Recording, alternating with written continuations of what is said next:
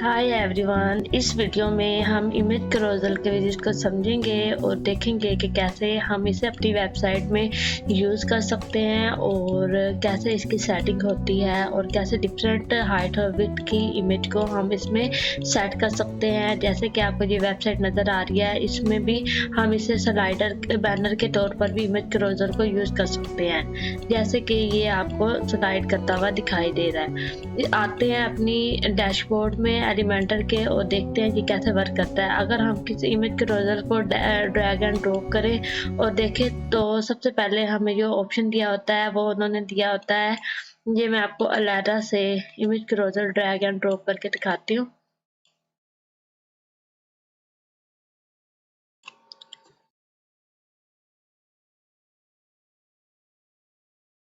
यहाँ पे जो हमें पहले ऑप्शन दिया होता है, यहाँ पर हमें इमेज सिलेक्ट करने का ऑप्शन दिया होता है और यहाँ से हम कोई भी इमेज सिलेक्ट कर सकते हैं जो हम अपने स्लाइडर में शो करवाना चाहते हैं। फॉर एग्जांपल ये मैं शो करवाना चाहती हूँ, ठीक है। और ये हम ले लेंगे और उसके बाद इसे इंसर्ट कर देंगे और जब हम इसे करेंगे तो उसके बाद हमारे पास यहाँ पे जो इमेज लेने के बाद अगला ऑप्शन होता है इमेज रेजोल्यूशन का। तो इसके अंदर हमने इसकी हाइट और विड्थ को देखना होता है कि कितनी हम रखना चाहते हैं। जैसे 300 बाय 300 रख सकते हैं। उसके बाद स्लाइड टू शो के स्लाइड कैसे शो हो, वन जो इमेज वन शो हो, टू शो हो तो स्लाइड के साथ, तो हम उसे यहाँ से सेट कर सकते हैं। जैसे अगर वन कहते हैं तो यहाँ से सिर्फ एक वन स्लाइड शो होगी, ठीक है। उसके बाद अगला ऑप्शन अगर वन करें तो उसके बाद इमेज का होता है कि हमने इमेज को इक्वल विड्थ और हाइट रखनी है। तो इसका ये वाला ऑप्शन आगे हमें देते हैं। आगे उन्होंने उसके बाद हमारे पास ऑप्शन होता है अगर हम 3, तो उसके बाद हमारे पास ऑप्शन होता है स्लाइड टू स्क्रॉल के जो है कितनी स्क्रॉल करनी चाहिए, 1 करनी चाहिए, 2 स्क्रॉल करनी चाहिए एक टाइम में। तो अगर हम यहाँ से 1 करें तो एक टाइम में 1 स्क्रॉल करेगी। जैसे कि आपको ये नज़र आ रहा है, ये एक टाइम में 2 स्क्रॉल कर रही हैं, 1 स्क्रॉल करेगी या 2 स्क्रॉल कर रही हैं। उसके बाद अगला ऑप्शन होता है नेविगेशन का। जैसे ये आपको नेविगेशन ये डॉट नज़र आ रहे हैं, इसे नेविगेशन बोलते हैं। तो हम एरो और डॉट दोनों शो करवाना चाहते हैं। जैसे ये एरो है यहाँ पर और ये डॉट्स हैं, दोनों शो करवाना चाहते हैं तो हम ये दोनों ले लेंगे। अगर हम सिर्फ एरो शो करवाना चाहते हैं तो हम एरो भी ले सकते हैं, नेविगेशन हाइड हो जाएगा। उसके बाद सिर्फ डॉट शो करवाना चाहते हैं तो हम सिर्फ डॉट होंगे, एरो हाइड हो जाएंगे। और उसके बाद अगर हम कुछ भी नहीं शो करवाना चाहते तो हम नन कर सकते हैं। उसके बाद अगला जब हम इसे जब शो करवाएंगे तो हमारे पास एक और ऑप्शन आएगा प्रीवियस और नेक्स्ट के लिए हमारे पास आइकन का ऑप्शन आएगा। यहाँ पे अगर हम यही वाले ग्रेटर देन और लेस देन के साइन से शो करवा सकते हैं, नहीं तो हम इसके अलावा कोई और भी यहाँ से सिलेक्ट कर सकते हैं यहाँ अपनी लाइब्रेरी से। अगर आप जो भी शो सिलेक्ट करना चाहते हैं या अपनी कस्टम कोई आइकन को शो करवाना चाहते हैं तो आप वहाँ से सिलेक्ट कर सकते हैं, ठीक है। कुछ इस टाइप का नजर आएगा। उसके बाद हमारे पास अगला ऑप्शन होता है लिंक का। अगर हम इसके अंदर लिंक ऐड करना चाहते हैं अपने इमेज क्रोजल में तो हम यहाँ से लिंक भी ऐड कर सकते हैं। और लिंक के बाद हमारे पास अगला ऑप्शन होता है मीडिया फाइल का। बेसिकली मीडिया फाइल को जब हम सिलेक्ट करें तो ये लाइट बॉक्स की तरह इफेक्ट आ जाएगा। तो अगर हम लाइट जैसे किसी क्लिक करें तो ये लाइट बॉक्स की तरह बाहर एक इमेज अपेयर हो जाएगी, जितनी भी हम इमेज शो करना चाहते हैं, दिखाना चाहते हैं। तो हम इसके अंदर लाइट बॉक्स इफेक्ट भी डाल सकते हैं। उसके बाद हमारे पास अगला ऑप्शन होता है कैप्शन का। इसके नीचे हम कैप्शन टाइटल शो करवाना चाहते हैं तो हम ये टाइटल भी शो करवा सकते हैं। अब ये 12 और 1 क्यों आया है, क्योंकि इसकी जो इमेज का टाइटल है वो यही है 12 और 1, इसलिए यहाँ पर आप जो भी नाम देकर आएंगे, जैसे मैंने इसका नेम ही ये रखा हुआ है, जैसे आप इस पर क्लिक करेंगे तो आप यहाँ देख सकते हैं ये टाइटल 12 है। यहाँ पे आप कोई भी टाइटल दे सकते हैं और यहाँ पे कोई भी कैप्शन दे सकते हैं और कोई डिस्क्रिप्शन दे सकते हैं या आर्ट टेक्स्ट दे सकते हैं। ये उधर शो अगर आप करवाना चाहते हैं तो उस ऑप्शन से शो करवा सकते हैं। उसके बाद हमारे पास अगला ऑप्शन है उसके बाद हमारे पास एडिशनल ऑप्शन में हमें कुछ ऑप्शन दिए जाते हैं लेजी लोड के, कि ये आराम आराम से लोड करे, तो हम इसे यस कर देंगे। ऑटो प्ले, कि ये खुद ब खुद प्ले हो रहा है ना, जैसे ये मूव कर रहा है, तो अगर हम ऑटो प्ले करवाना चाहते हैं कि ये खुद ब खुद मूव करे तो हम यस करेंगे। अगर नहीं करवाना चाहते तो हम एरो की मदद से करवाना चाहते हैं तो हम यहाँ से नो कर देंगे। ये खुद प्ले नहीं होगा, जब हम एरो को क्लिक करेंगे फिर ही ये प्ले होगा, नहीं तो ऐसे नहीं होगा, ठीक है। और यस करने से ये प्ले होगा। उसके बाद पॉज ऑन हावर, यानी कि जैसे हम इसको माउस अपना लेके जाएं तो ये प्ले हो रहा है और ये माउस के साथ रुक जाए, तो हम इसको ये वाला पॉज ऑन हावर पे यस कर सकते हैं। और पॉज इन इंटरेक्शन, यानी कि ये भी ऐसे है कि जहाँ पर हम लेके जाए तो ये रुक ही जाए, माउस यहाँ पर भी लेके जाए ना, एरो की तरफ लेके जाए, इधर लेके जाए तो ये रुक जाए। उसके बाद स्लाइड करना रुक जाए। उसके बाद है ऑटो स्पीड, की कितनी स्पीड में ये 5 सेकंड में एक इमेज वो होती है मूव। अगर हम यहाँ पे 1 कर देंगे तो ये जल्दी जल्दी मूव होना शुरू हो जाएगी, जैसे कि आपको नजर आ रहा है, ठीक है। उसके बाद इनफाइनाइट लूप में, यानी कि ये लूप बगैर गिनती के ये मूव करी जाए तो भी हम यहाँ पे यस कर सकते हैं, अगर नहीं तो हम यहाँ पर नो कर सकते हैं, ठीक है।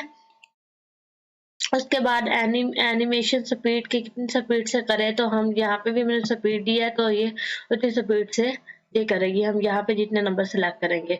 उसके बाद डायरेक्शन के अंदर हमें कि ये लेफ्ट से राइट करे या फिर राइट से लेफ्ट करे। अब ये आप देख रहे हैं ये लेफ्ट से राइट कर रही है, और अगर हम राइट से लेफ्ट करना चाहते हैं तो ये राइट से लेफ्ट करेगी मूव।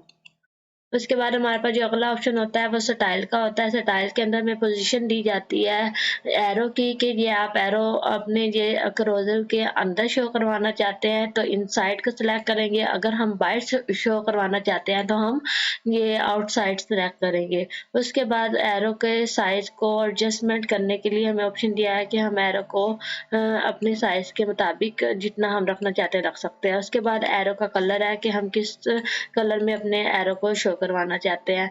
उसके बाद पेजिनेशन, यानी कि जो डॉट्स है उसको उन्होंने ऑप्शन दिया है कि हम उसे अपने स्लाइडर के एक रोजल के अंदर शो करवाना चाहते हैं या बाई शो करवाना चाहते हैं, तो हम यहाँ पे इस ऑप्शन को सिलेक्ट कर सकते हैं, ठीक है। उसके बाद इसके भी साइज का ऑप्शन दिया हुआ है कि हम बिल्कुल स्मॉल में रखना चाहते हैं या लार्ज में, तो हम यहाँ से रख सकते हैं। और उसके बाद उसका कलर, कि हम कौन से कलर में अपने क्रोजल को शो करवाना चाहते हैं। उसके बाद जो एक्टिव होगा तो एक्टिव का भी कलर, यानी कि जैसे आपको नजर आ रहा है ये एक्टिव ये ब्लैक है ना इधर, तो इसमें आप कोई और कलर देना चाहते हैं तो आप वो भी दे सकते हैं। फॉर एग्जाम्पल ये देखते हैं, ठीक है, ये एक्टिव कलर हो गया। उसके बाद ये आप अपने डिज़ाइन के हिसाब से, जो जिस टाइप की वेबसाइट है उसके कलर स्कीम के हिसाब से इस कलर को एडजस्ट कर सकते हैं, यहाँ से दे सकते हैं। आगे इमेज, यहाँ पे इमेज का ऑप्शन है कि हमने इमेज की अलाइनमेंट कैसे करनी है, सेंटर में करनी है, स्टार्ट में करनी है या फिर एंड पे करनी है। उसके बाद स्पेसिंग, इमेज के दरमियान कोई स्पेस डालना चाहते हैं तो ये डिफॉल्ट में इतनी स्पेस है, और कस्टम में अगर कोई स्पेस देना चाहते हैं तो हम यहाँ से कोई कस्टम भी स्पेस दे सकते हैं, ठीक है। उसके बाद हमारे पास अगला ऑप्शन होता है बॉर्डर टाइप का। हम इसके अंदर इमेज के अंदर कोई बॉर्डर ऐड करना चाहते हैं तो हम यहाँ से बॉर्डर भी ऐड कर सकते हैं। और उसके बाद बॉर्डर के अंदर जो से भी बॉर्डर टाइप रखना चाहते हैं तो यहाँ से हम वो बॉर्डर सिलेक्ट कर सकते हैं। बॉर्डर की विड्थ यहाँ से दे सकते हैं जितनी भी विड्थ देनी है। इसके अलावा अनलॉक करके हम बॉर्डर को सिर्फ टॉप और बॉटम पर भी देना चाहते हैं, राइट और लेफ्ट पे नहीं देना चाहते तो हम यहाँ पे 0 0 करके सिर्फ टॉप और बॉटम पे भी बॉर्डर दे सकते हैं। उसके बाद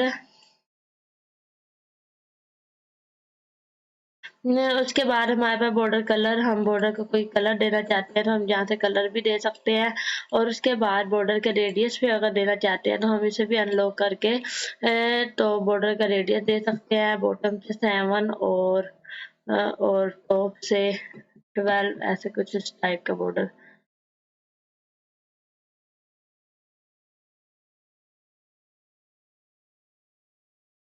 या आप अपने डिजाइन के हिसाब से आप इधर जितना भी बॉर्डर देना चाहते हैं ऐसे कुछ इस टाइप का बॉर्डर दे सकते हैं।